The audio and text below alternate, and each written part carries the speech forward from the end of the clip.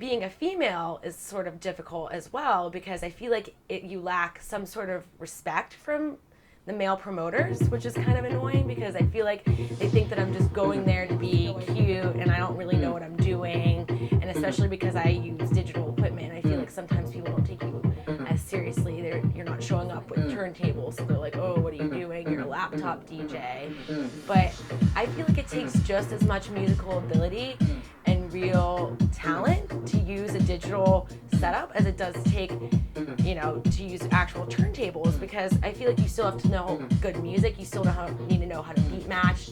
It's still the same thing. We just have waveform. I don't really see a difference at all. All of the knobs are the same. Everything is the same. Just in terms of respectability, it tends to be lacking sometimes. You only use the sync button. You don't beat match. That's not real DJing. Why do you use your laptop? Throw the laptop away.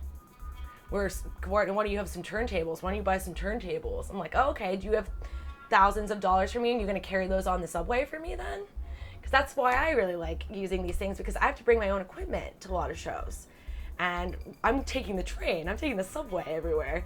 So what, am I gonna take these huge things through the turnstile? Like, people don't think about that. Like, I'm not gonna take a cab to every show. So that's not cheap to do, especially living in Brooklyn. It's not like I can take cab everywhere to Manhattan. It's gonna be like $40 just to get there, and I'll take a big chunk out of any profit I would have been making, So I'm Ariel, Elektrocute. It's your turn. I moved from Harrisburg, Pennsylvania about a year ago to Williamsburg. My first, I feel like real gig is actually probably at Les Poissons Rouges here in the West Village. I was playing on the same bill as my musical idol, which was probably the most amazing moment of my life.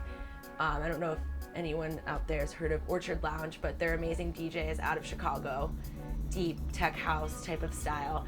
And it's a trio of DJs. There's a female DJ, Queen Bee, and Ben Silver, their friend, and her husband, Spencer. And Queen Bee is my musical idol because she's obviously a female DJ.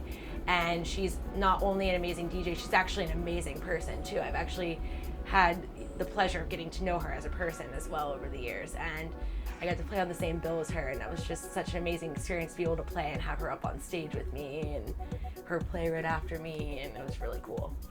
So I discovered Hercules actually through some of my DJ friends in Pennsylvania when I was playing at the Whole Cannoli, the coffee shop, and they all used Hercules controllers, and they recommended it to me whenever I first started DJing as something that was inexpensive and reliable.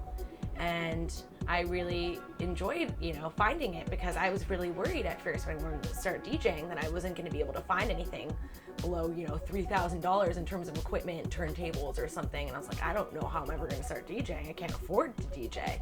So that's where Hercules is great, is because you're able to have something of quality and be able to pursue a dream without having, the money that a famous person would have to have in order to buy the equipment.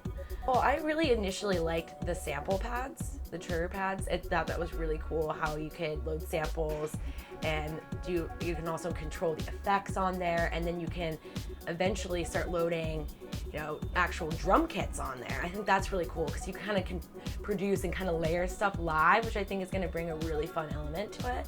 And I also really just liked how big the jog wheels were in comparison to the DJ Control Steel, which I use on a day-to-day basis. So I thought that's gonna add a definite really cool element and be able to control the track a little bit better. Make it a little bit more like vinyl, which maybe make the vinyl DJ stop hating a little bit, but we'll see.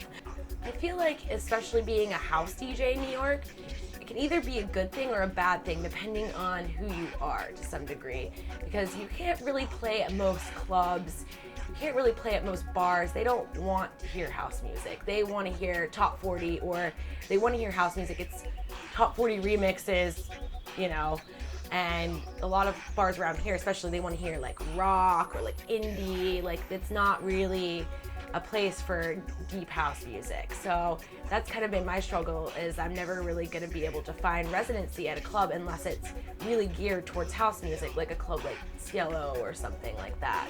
My dream of the ultimate gig would probably be at a festival. Any sort of festival. I kind of really enjoy the festival scene. I really want to play a really large festival on like the main stage and have thousands upon thousands of people out there, you know, outside just dancing all night. Just having a large crowd of people that really enjoy my music. I barely make any money as it is. It's really not about the money. Last night even, I played a show and the poor promoter didn't even break even on the bar, so he had to owe the bar $100. So I was like, you know, whatever, like I'll just go home and you don't have to pay me. But I feel like for me, it's more about the crowd rather than the money or any fame. I actually rather not be famous because I think that would actually just be very annoying.